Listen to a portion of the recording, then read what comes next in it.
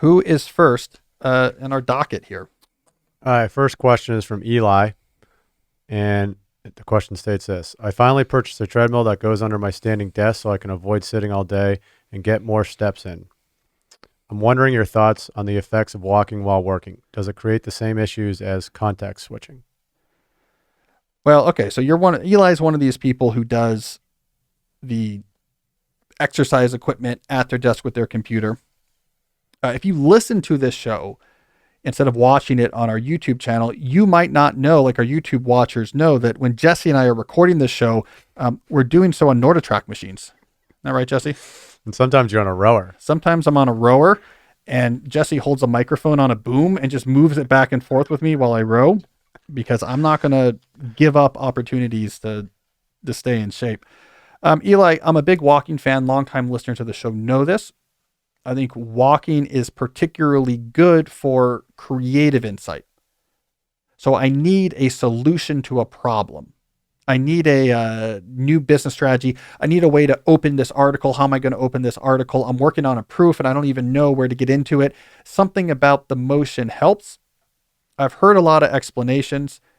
I don't know if this one is true, but it's the one I often think sounds right, which is the circuits involved in motion are prescribed.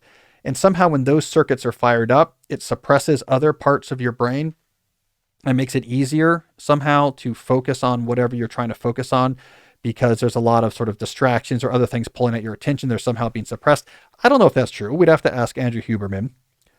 We should just have a hotline, Jesse. Ask Andrew Huberman whenever we have a brain issue that comes up. And basically every time I would say something about how the brain operates, you would then press that button, and Andrew would conference in and explain how everything I said was just wrong. That's a great idea. Yeah, that'd be a great idea. I'm sure he would be game. Yeah. Like, what else does he have to do? Yeah. Yeah. All right. So I'm a big fan of walking. I'm not a big fan, Eli, of walking desks, or even, to be honest, standing desks, because to me, it feels like you're capitulating. Work means I need to be here in front of this glowing rectangle all day. So how can I compensate? I think you should be walking a lot during the workday outside. You need the novel stimuli, the weather. It's cold today. It's hot today. I'm seeing different things. I'm hearing the birds. That's good for your soul as a human, and you're going to get more insight out of that. Other type of work that is not creative insight work, I think actually could be harder while you're, let's say, on a treadmill.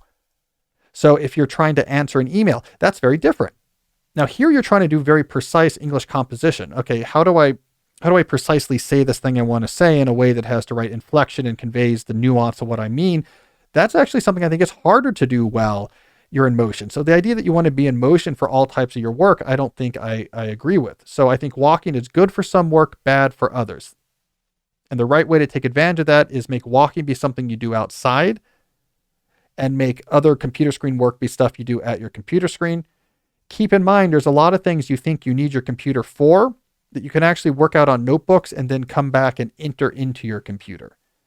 So yes, your business strategy or the article you're writing eventually does have to be typed, but you can bring a notebook with you, walk, figure that out on foot, and then come back and type it in. So that's where I fall on walking. I would also say if you work from home right now, it's like maybe due to the pandemic, your company has a more permanent remote work setup.